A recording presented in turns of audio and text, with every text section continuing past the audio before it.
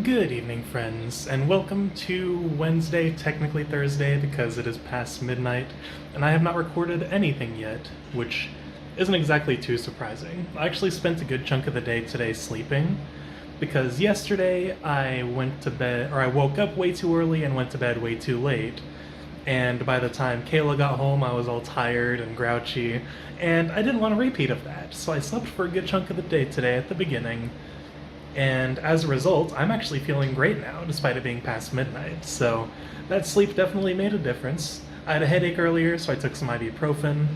And since then, I've just been kind of hanging out. Today's just kind of been a day to vibe, and I've actually felt really good about it. I listened to a lot of music, watched some funny YouTube videos. Right now, I'm watching someone live stream Trails to Azure, and that's very fun. It's fun to watch people experience these games for the first time. And I myself only beat Trails to Azure this past year. I think it was on the vlog. Like back in late April, I think is when I beat it. So it's fun to see other people get to experience it for their first times as well. And on top of that, I finally played more Trails into Reverie, and oh my gosh, it's so good.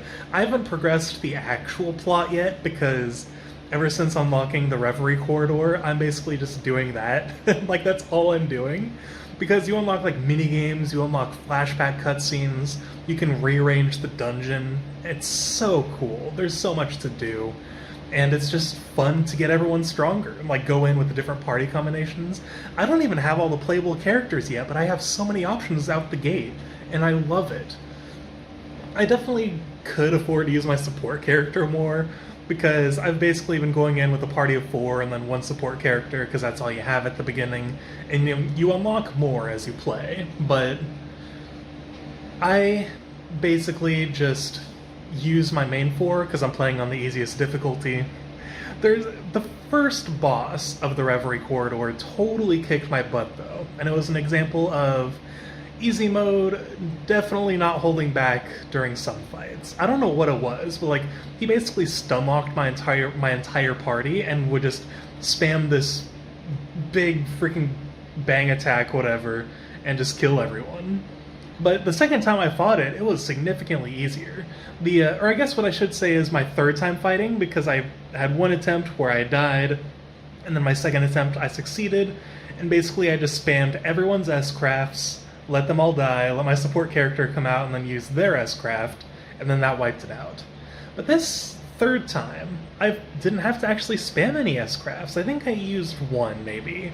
I mostly used the Allied Front, or whatever that mechanic is called, where you, like, have your backup party members get in on, like, a big, basically an all-out attack, if you're familiar with Persona.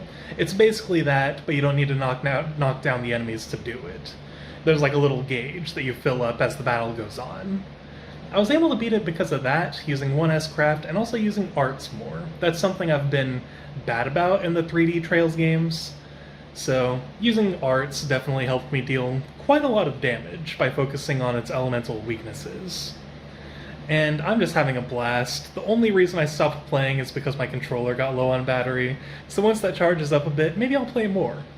I also finally learned the rules for Vantage Masters, which, again, I don't know a lot of people who will be watching this who know the Trails series, but Vantage Masters is basically Magic the Gathering in the Trails universe. It's a whole card minigame that I basically ignored for Cold Steel 3 and 4 because I sucked at Magic the Gathering, I did not comprehend the rules, and same goes for Vantage Masters. I could not comprehend the rules, I sucked when I played, so I'm like, you know what, unless it's absolutely required, I am not playing this darn card game.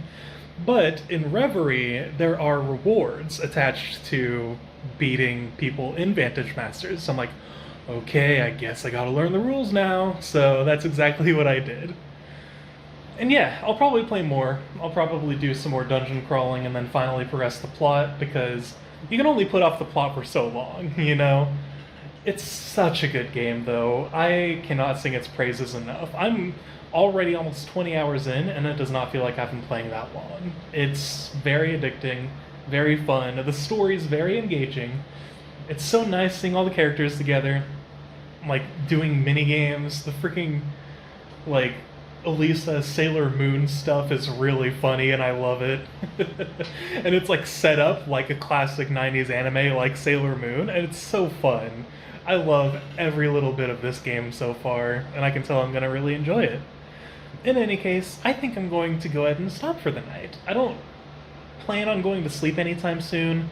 I know Kayla kind of wanted to stay up a little later tonight because they have the day off tomorrow, so I'm hoping to be able to stay up with them.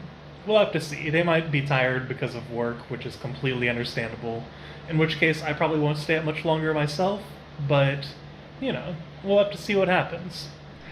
Thank you guys so much for watching. You are all wonderful people, and as always, let's do our best tomorrow.